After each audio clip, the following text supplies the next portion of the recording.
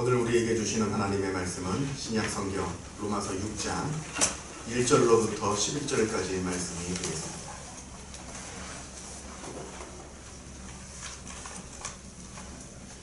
제가 갖고 있는 성경으로 신약 성경 247면에 있습니다.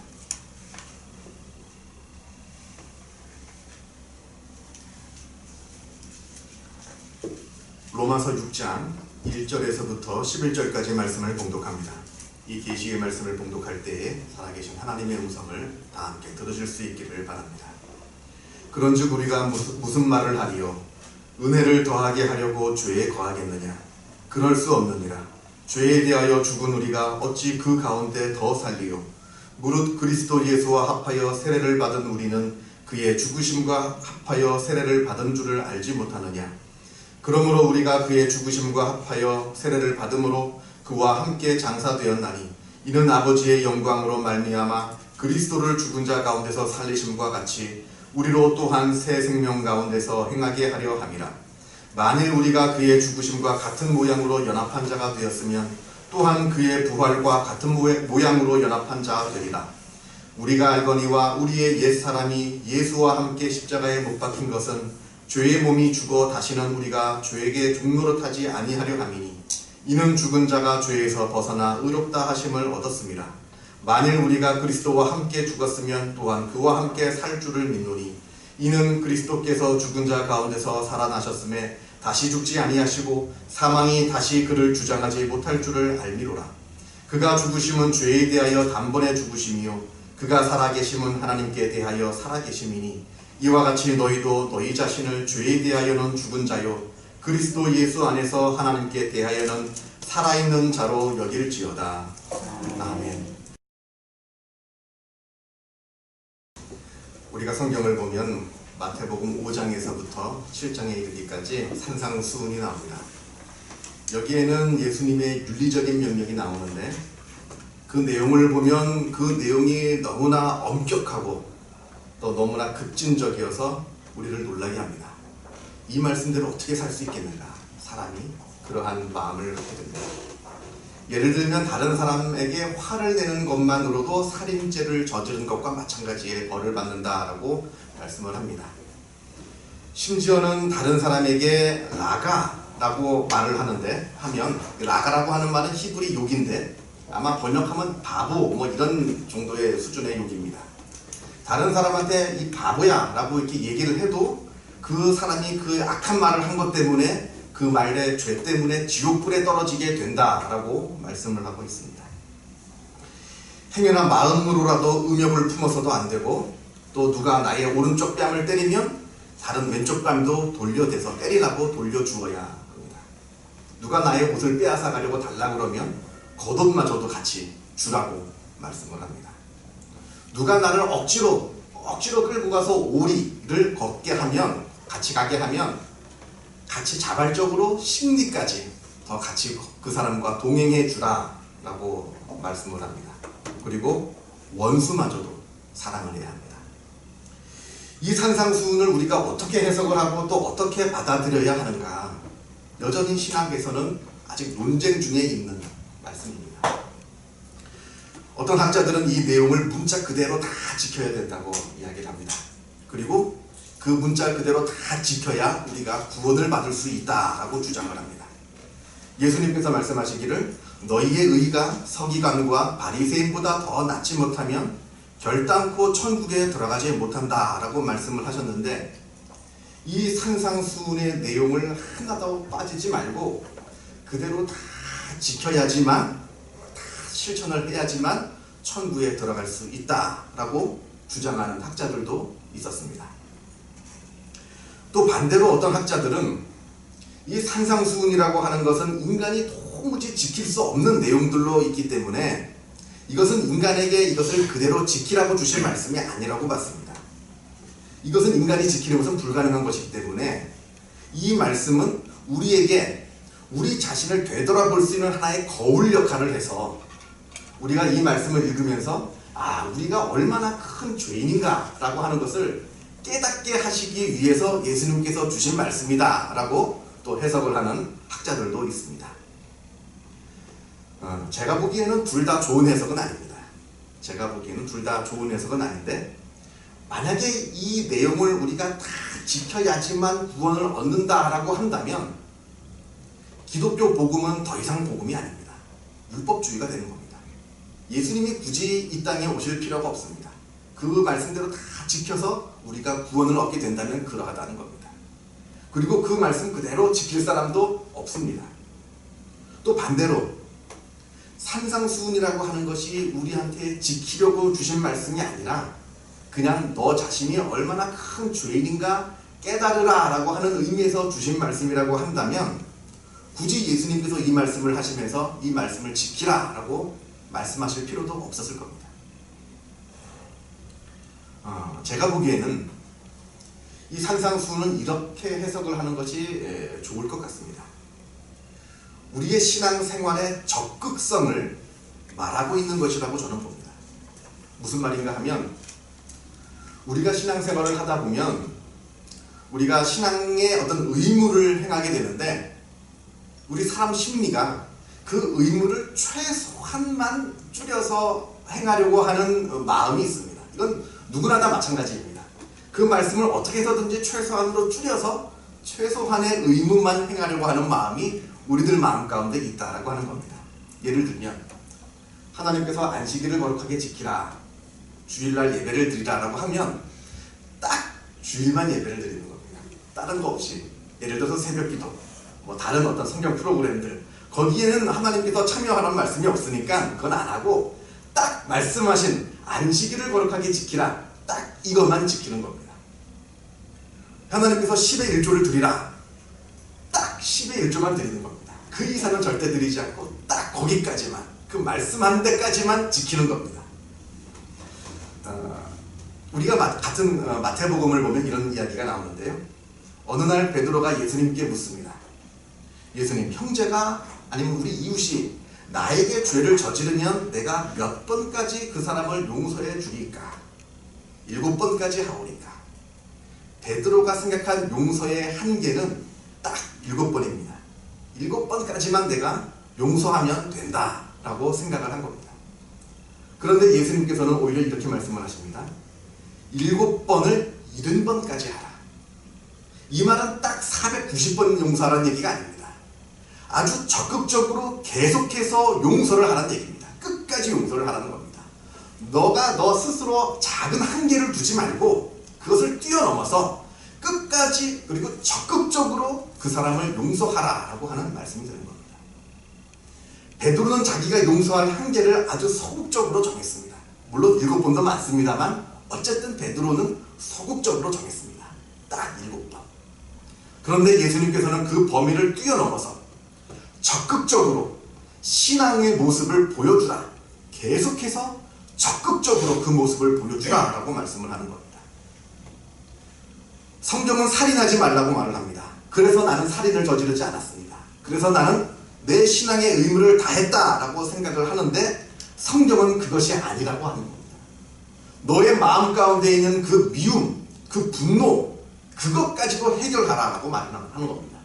더 적극적으로 계속해서 한계를 두지 말고 소극적으로 어느 최소한의 커트라인만 통과하려고 하지 말고 적극적으로 이 문제를 해결하라라고 말씀을 하고 있는 겁니다. 성경은 간음하지 말라고 말을 합니다. 그래서 하지 않았습니다. 그러나 그것으로 나의 의무를 다했다 생각하지 말고 그 마음속에 있는 문제도 해결을 하라고 성경은 우리에게 말씀하고 있는 겁니다. 오리를 같이 걸으라 라고 하면 딱 오리만 걸었다고 해서 그 사람에게 의무를 다한 것이 아니라 더 적극적으로 심리까지도 같이 걸어가라 라고 말씀을 하고 있는 것입니다. 한계를 두지 말고 더 적극적으로, 더 계속해서 적극적으로. 무슨 말씀인지 이해가 되십니까? 이것이 바로 우리 신앙인이 가져야 할 적극적인 신앙의 자세라고 하는 겁니다. 오늘 본문 로마서 6장보다 조금 앞에, 쭉 앞에 있는 말씀들을 쭉 보면 사도 바울은 이렇게 말을 합니다. 우리가 율법을 지켜서 구원을 받는 것이 아니라 예수 그리스도를 믿어서 우리의 죄가 다 용서함을 받고 그로 말미암아 우리가 구원을 받는 것이다 라고 쭉 앞에서부터 계속해서 이야기를 합니다. 우리의 믿음은 공로주의가 아닙니다. 이건 분명합니다. 우리가 어떤 선한 일을 많이 하여서 우리가 구원받는 것이 절대로 아닙니다. 하나님께서 우리를 은혜를 베풀어 주셔서 우리에게 구원을 허락해 주신 겁니다. 이것이 은혜이고 이것이 복음입니다. 비록 우리가 죄인이지만 그 은혜로 우리가 용서함을 받고 구원을 얻게 된 겁니다. 우리가 자격이 있어서 구원을 받은 것이 아니라 자격이 없음에도 불구하고 하나님께서 우리를 용서하셔서 우리를 구원해 주신 것이다 라는 말씀이 계속해서 나오는 겁니다. 그래서 바울이 이 놀라운 사랑에 감격하여서 5장 20절에 이렇게 말을 합니다. 죄가 더한 곳에 은혜가 더욱 넘쳤나니. 그렇지 않습니까? 우리는 죄인인데 이 죄인을 용서하시고 용납하시는 그 하나님의 놀라운 사랑과 은혜가 더욱더 크고 더욱더 놀랍다라고 찬양을 하고 있는 겁니다. 그런데 이 말을 듣고 있던 사람들이 이렇게 생각을 합니다. 오늘 본문 6장 1절 말씀이 그 말씀인데요. 그런즉 우리가 무슨 말을 하리요? 은혜를 더하게 하려고 죄에 거하겠느냐? 하나님의 놀라운 사랑에 대해서 바울이 찬양하면서 우리의 죄를 용서하시는 그 하나님의 사랑이 너무나 크고 놀랍다라고 하니까 사람들이 뭐라고 얘기하냐면 우리의 죄를 용서하시는 그 하나님의 사랑을 더 크고 더 위대하게 보이기 위해서 우리가 죄를 막 짓자는 겁니다. 실제로 이런 사람들이 로마에 있었습니다. 어차피 하나님께서 우리 죄를 다 용서하시는데 어차피 우리가 용서받고 구원받는데 그냥 큰 죄를 막 짓자는 겁니다. 어차피 다 용서받을 걸. 어차피 구원받을 걸. 그냥 믿고 구원만 받으면 되었지. 제가 언젠가 말씀드린 예수 강도다. 예수님께서 십자가에 달려 돌아가실 때 죽기 바로 직전에 예수님께 회개하여서 용서함 받고 구원을 얻은 그 강도처럼 평생 자기 마음대로 살고 자기 마음대로 죄를 짓다가 죽기 바로 직전에 예수님만 믿고 구원을 얻으려고 하는 사람들. 어차피 믿으면 다 구원받는데 뭐 이렇게 복잡하게 사는가? 뭐 이렇게 힘들게 사는가? 여러분은 어떻게 생각하십니까? 어차피 믿음으로 구원받는 거. 뭐 그냥 복잡하게 살고 있나? 어차피 믿음으로 구원받는 것인데 말씀대로 살고 착하게 살고 그리고 선하게 사는 것이 우리에게 어떤 의미가 있겠는가? 그 이야기를 하고 있는 겁니다. 이때 바울이 2절에서 이렇게 이야기합니다. 그럴 수 없느니라. 그럴 수 없느니라. 죄에 대하여 죽은 우리가 어찌 그 가운데 더 살리요. 6절에서도 우리가 알거니와 우리의 옛사람이 예수와 함께 십자가에 못 박힌 것은 죄의 몸이 죽어 다시는 우리가 죄에게 종노릇하지 아니하려 함이니. 그럴 수 없다는 겁니다. 아무리 우리가 착한 행실로 구원받는 것이 아니고 믿음으로 구원받는다 하더라도 그렇게 마음대로 죄를 짓고 하나님 말씀에서 벗어나는 일을 해서는 안 된다라고 하는 겁니다. 왜냐하면 우리는 죄에 대하여 죽은 사람이기 때문에 그러하다는 겁니다. 우리가 믿을 때에 우리의 옛사람을 예수님의 십자가에 같이 못 박은 우리는 죄에 대하여 죽은 사람이기 때문에 그럴 수 없다라고 하는 겁니다.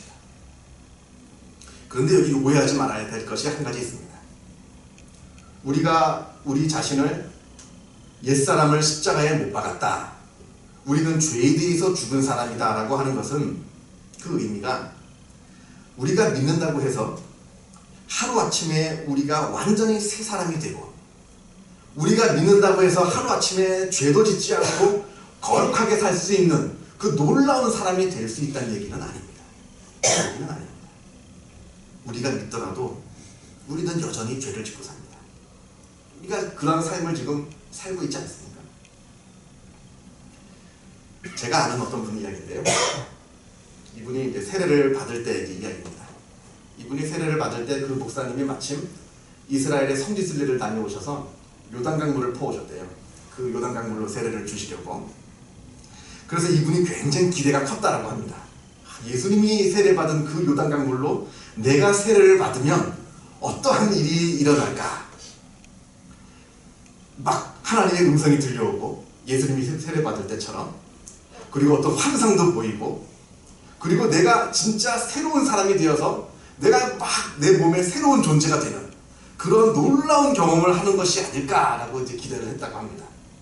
그래서 이제 그 세례받는 날이 되어서 또 순서가 되어서 강단에 올라와서 무릎을 꿇고 목사님께서 성부와 성자와 성령의 이름으로 내가 세례를 주노라 아멘 하고 세례를 받았는데 그만 아무 일도 일어나지 않는다는 겁니다. 뭐 들리는 음성도 없고 보이는 환상도 없고, 그렇다고 내가 새 사람이 되는 것 같은 어떤 느낌이 오는 것도 없고, 뭐 어떤 감격이 오는 것도 없고, 그렇다는 겁니다. 그 얘기를 저한테 하길래 제가 그랬습니다. 믿음은 마술이 아닙니다. 믿음은 요술이 아닙니다. 그런 게 아닙니다. 믿음. 우리가 옛 사람을 십자가에 못 박았다 라고 하는 것은 정체성의 이야기를 하는 것이지, 실제로 하루아침에 내가 죄도 짓지 않고 거룩한 말씀대로 거룩하게 살고 그렇게 되는 것처럼 마치 요술을 부리듯이 두들겨 파듯이 뿅 하고 다른 사람으로 확 바뀌는 것이 아니다 라고 하는 겁니다. 이것은 정체성의 문제입니다. 과거의 예수를 알기 전에는 죄를 짓는 것이 당연했습니다. 그 죄에 대한 죄책감도 없었습니다. 아니 무엇이 죄이고 무엇이 죄가 아닌지도 구별하지도 못했습니다. 그리고 죄를 지어도 그래도 되는가 보다 하는 삶을 살았습니다. 그런데 이제 회개를 하고 예수를 믿게 되었습니다. 그렇다면 이제부터는 절대로 죄를 짓지 않는 존재가 되었느냐? 또 그렇지도 않습니다. 또 여전히 우리는 매일마다 매 순간마다 죄를 짓고 또 똑같은 죄를 짓고 사는 사람입니다. 그렇다면 달라진 것이 없느냐? 그렇다면 우리가 이 예수를 믿고 나서 바뀐 것이 전혀 없느냐? 아닙니다. 방금 말씀드린 것처럼 우리의 정체성이 달라졌습니다. 다른 정체성을 우리가 부여받은 겁니다. 전에는 죄를 짓는 것이 당연했습니다. 그러나 지금은 과거처럼 죄를 지어도 당연한 존재가 아닙니다. 나는 예수를 믿은 후에 죄에 대해서 죽은 존재가 되었습니다. 물론 실생활에서는 죄를 짓지요. 죄를 짓는 연약한 존재입니다만, 그러나 그것이 당연한 것이 아닌 존재가 되었다고 하는 겁니다. 그래서 하나님 앞에 회개를 합니다. 하나님으로부터 내 죄를 다 고백하고 다시는 그 죄를 짓지 않겠다고 다짐하고 그 죄와 싸움을 하고 있는 겁니다. 전에는 죄의 종노릇하던 나였는데 예수를 믿고 변화를 봐라. 비록 내 실생활에서는 죄를 짓고 연약한 존재이지만 이제는 죄와 싸우는 존재가 되었다고 하는 겁니다. 정체성이 확 바뀐 겁니다. 이건 아주 중요한 문제입니다. 제가 독일에서 공부를 할 때 독일 친구 하나가 있었는데요. 그 친구가 이제 기숙사를 구하고 있는데 기숙사를 구하지 못했습니다. 학교에서 갖고 있는 기숙사라는 한계가 있어서 기숙사를 구하지 못해서 쩔쩔매고 있었는데 우연히 펜싱 클럽에서 운영을 하고 있는 기숙사에 들어가게 되었습니다. 그 기숙사 값이 얼마나 싼지 거저나 다름이 없어요. 그냥 관리비 정도만 내면 방값은 거의 내지 않는, 그리고 그 편의시설이 얼마나 좋은지 너무나 좋은 시설입니다. 그게 큰 기숙사는 아니에요. 정통적인 어떤 유럽 스타일로 만든 아주 예쁜 집인데 1층은 펜싱을 연마하는 도장이 있고요. 2층, 3층이 이제 학생들이 들어가서 살고 있는 그런 방입니다. 아마 이제 그 펜싱이 요즘 생각하는 우리가 올림픽이나 경기 때 보는 그 펜싱하고는 다릅니다. 칼도 훨씬 두껍고요. 훨씬 무겁고, 그리고 이 보호장구도 있습니다만 이 보호장구가 요즘 운동 경기하는 그 펜싱 경기하는 그 보호장구처럼 완벽하지는 않고 좀 허술합니다. 그래서 좀 하다 보면 다칠 수도 있는 위험한 경기인데, 전통적인 이 펜싱, 요즘 현대화된 펜싱 말고 전통적인 펜싱을 요즘 사람들한테 전수하고자 아마 이렇게 기숙사도 짓고 그 학생들을 유치해서 펜싱도 가르치고 살게 하는 그런 목적으로 지은 건물이었던 것 같습니다. 이 친구가 이제 그곳에 들어가서 생활을 합니다. 근데 이 친구는 아주 겁이 많은 친구라서요, 펜싱을 안 합니다. 뭐 그 펜싱 도장, 1층에 있는 도장 보면 사진을 보면 요즘에는 좀 난데, 요즘에 찍은 사진은 좀 난데 예전에 한 100년 전쯤 찍은 사진을 보면 그 클럽에 속해 있는 회원들 얼굴이 뭐 상처가 막 나는 칼에 베어서 굉장히 위험한 운동이라서 이 친구가 겁이 많아서 한 학기 동안 펜싱 칼을 한 번도 잡지 않았습니다. 그런데 문제는 이겁니다. 그 펜싱 클럽에 있는 운영하는 기숙사는 펜싱을 하는 사람들을 위해서 지은 집입니다. 그리고 그 집에 들어가는 조건은 펜싱을 하는 사람이어야만, 펜싱인이 되어야만 그 클럽에 들어갈 수가 있습니다. 그리고 그 클럽에 들어간 이상 이 사람은 펜싱인으로 살아야 됩니다. 펜싱을 해야 된다는 겁니다. 근데 이 친구가 펜싱을 하지 않으면서도 어떻게 들어간지는 모르겠습니다. 그냥 은혜였습니다. 얼떨결에 들어갔는데 들어간 이상 이 친구는 펜싱을 해야 되는 겁니다. 근데 끝까지 한 학기 내내 한 번도 펜싱칼을 잡지 않았습니다. 이 친구가 어떻게 되었을까요? 이 친구를 어떻게 하면 좋겠습니까? 펜싱인이지만 펜싱인으로서의 삶을 살지 않았습니다. 결국 이 친구는 한 학기 만에 그 기숙사에서 쫓겨나게 되었습니다. 오늘 성경은 우리가 죄에 대해서 죽은 자라고 합니다. 우리 옛사람을 십자가에 못 박은 자라고 합니다. 이것이 바로 우리의 정체성입니다. 그렇다면 우리는 이 정체성에 맞는 삶을 살아야 됩니다. 그것도 적극적으로 살아야 된다는 겁니다. 그냥 믿고 구원만 받으면 되었지. 이것은 우리의 정체성에 맞지 않는 삶이라는 겁니다. 우리의 정체성이라고 하는 것은 죄에 대하여 죽은 사람인데 어떻게 믿고만 구원을 받지라고 얘기하고 그렇게 살 수 있겠느냐라고 성경은 우리에게 묻고 있습니다. 바로 너 자신이 되라는 겁니다. 내가 죄로부터 죽은 자라고 한다면 죄로부터 죽은 자의 삶을 살라고 하는 겁니다. 비록 연약하여서 실생활에서는 죄를 짓지만 그럼에도 불구하고 내 정체성을 깨달아 정체성을 향해서 뛰어가는, 달려가는 그러한 삶을 살라고 오늘 성경은 우리에게 말씀하고 있습니다. 사도 바울이 고린도전서에서 이렇게 말씀합니다. 나는 날마다 죽노라. 나는 날마다 죽는다라고 말합니다. 내 옛자가 계속해서 죽어도 계속해서 내 옛자가 계속해서 일어납니다. 그러면 계속해서 죽으면 됩니다. 내 옛자를 날마다, 아니 순간마다 계속해서 죽이고 내가 옛자가 죽은 자라고 하는 것을 계속해서 확인할 때 내 안에 새로운 존재가 계속해서 일어나고 있는 겁니다. 매일 죽는 삶, 매일 옛 사람을 십자가에 못 박는 삶, 그래야 우리가 매일 부활하는 삶을 경험하게 됩니다. 매일 새 사람으로 경험하는 그 놀라운 경험을 우리가 하게 된다라고 하는 말입니다. 이것이 바로 우리 믿는 자의 삶이라고 할 수가 있습니다. 기도하겠습니다. 사랑과 은혜가 충만하신 하나님 아버지 감사합니다. 나 같은 죄인을 주님께서 사랑하셔서 하나님의 자녀로 삼아주심에 주님의 은혜에 감사를 드립니다. 아버지 하나님, 내가 하나님의 자녀요, 내가 거룩한 자요, 그리고 내가 죄로부터 죽은 자임을 늘 깨달아 알게 하여 주옵소서. 내가 어떠한 자인지 바로 알아 나된 삶을 살 수 있도록 주님께서 복내려 주옵소서. 죄에 대하여 매일 죽게 하여 주시고 매 순간순간마다 죽게 하여 주시며 하나님께서 기뻐하시는 삶을 매 순간순간마다 다짐하며 살아갈 수 있도록 은혜 베풀어 주옵소서. 우리는 연약하기 때문에 또한 우리는 쓰러지고 넘어집니다.